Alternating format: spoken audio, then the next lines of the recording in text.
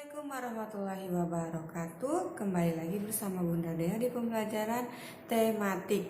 Alhamdulillah seminggu kemarin kita sudah melaksanakan penilaian tengah semester 1 di kelas 5 ini.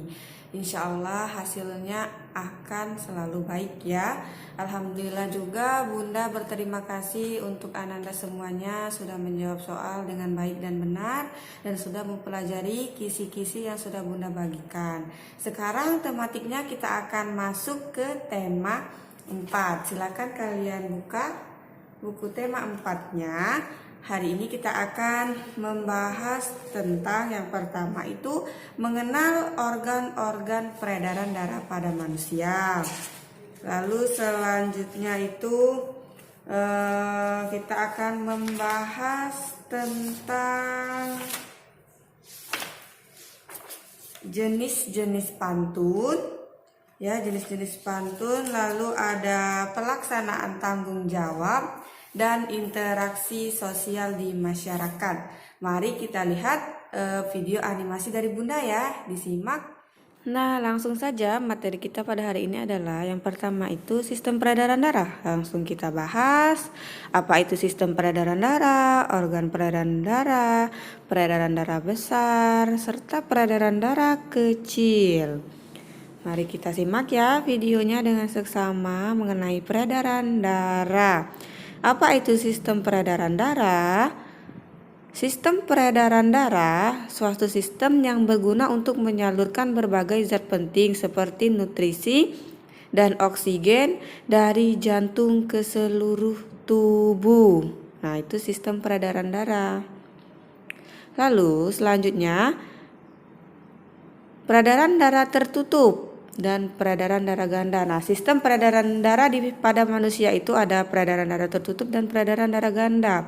Maksudnya di sini darah mengalir di dalam pembuluh darah yang saling berhubungan, sedangkan peredaran darah ganda, darah mengalir ke seluruh tubuh dengan melewati jantung sebanyak 2 kali. Nah, sekarang kita bahas mengenai organ peredaran darah. Yang pertama itu adalah jantung. Tahu ya jantung? Jantung terletak di dalam rongga dada sebelah kiri, berfungsi memompa darah ke seluruh tubuh. Itu fungsi jantung. Selanjutnya, jantung manusia terdiri atas 4 ruang. Yang pertama serambi kanan, serambi kiri, bilik kanan, dan bilik kiri. Nah, itu 4 ruang jantung. Ada katup, 2 katup di sebelah kanan dan sebelah kiri.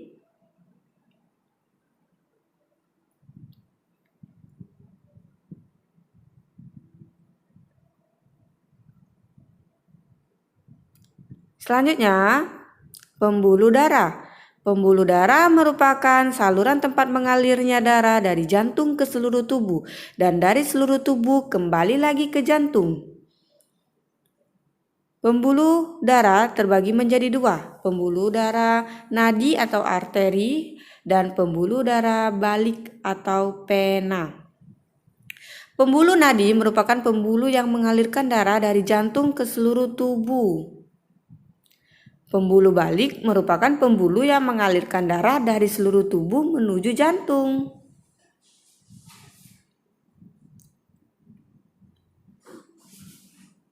Adapun perbedaan pembuluh nadi arteri ataupun pembuluh balik pena, aliran darah keluar dari jantung. Sedangkan pembuluh balik aliran darah menuju dari jantung.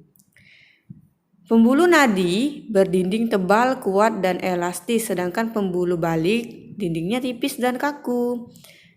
Nah, pembuluh nadi denyut terasa, sedangkan pembuluh balik pena denyutnya tidak terasa. Pembuluh nadi jika terluka darah memancar, sedangkan pembuluh balik atau pena jika terluka darah menetes. Sudah tahu ya perbedaannya? Nah, adapun pembuluh nadi yang paling besar disebut aorta. Pembuluh nadi dan pembuluh balik bercabang-cabang. Ujung cabang pembuluh terkecil disebut pembuluh kapiler. Pada pembuluh kapiler inilah terjadinya pertukaran oksigen dan karbon dioksida. Harap dipahami ya. Nah, pembuluh darah ada di seluruh tubuh kita. Jika kita ukur panjang pembuluh darah di dalam tubuh kita itu bisa mencapai 160.000 kilometer panjang. Nah, lanjut ke materi selanjutnya yakni pengertian interaksi sosial. Interaksi sosial adalah hubungan-hubungan sosial yang menyangkut hubungan antar individu, individu dengan kelompok dan kelompok dengan kelompok. Nah, di sini ada contohnya ya. Di sini contoh interaksi individu antar individu yakni 2 orang.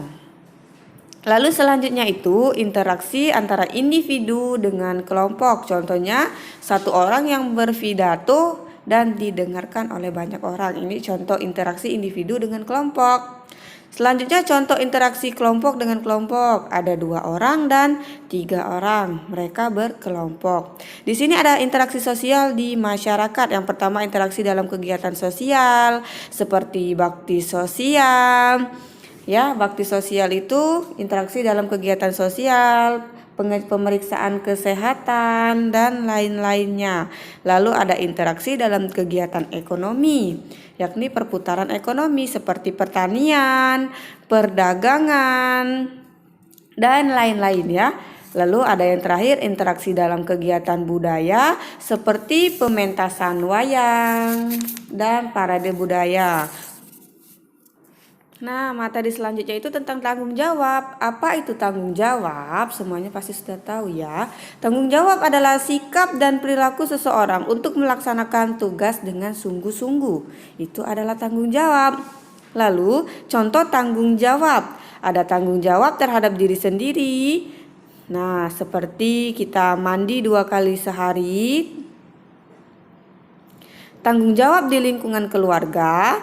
Seperti membantu keluarga memasak, membantu orang tua. Nah, ada tanggung jawab di lingkungan sekolah. Piket kebersihan kelas, itu salah satu tanggung jawabnya.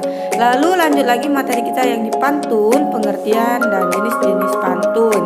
Pengertian pantun. Pantun adalah bentuk puisi lama yang terdiri dari 4 larik berirama silang ABAB. Irama yang indah dan memiliki makna yang penting. Pantun merupakan puisi lama Melayu Indonesia yang berasal dari Jawa kuno. Pada awalnya, pantun merupakan karya sastra Indonesia lama dengan pengungkapan secara lisan, tetapi semakin berkembangnya bisa diungkapkan secara tertulis. Pantun merupakan karya yang dapat menghibur sekaligus dan menegur. Pantun merupakan ungkapan perasaan dan pikiran karena ungkapan tersebut disusun dengan kata-kata hingga sedemikian rupa sangat menarik untuk didengar.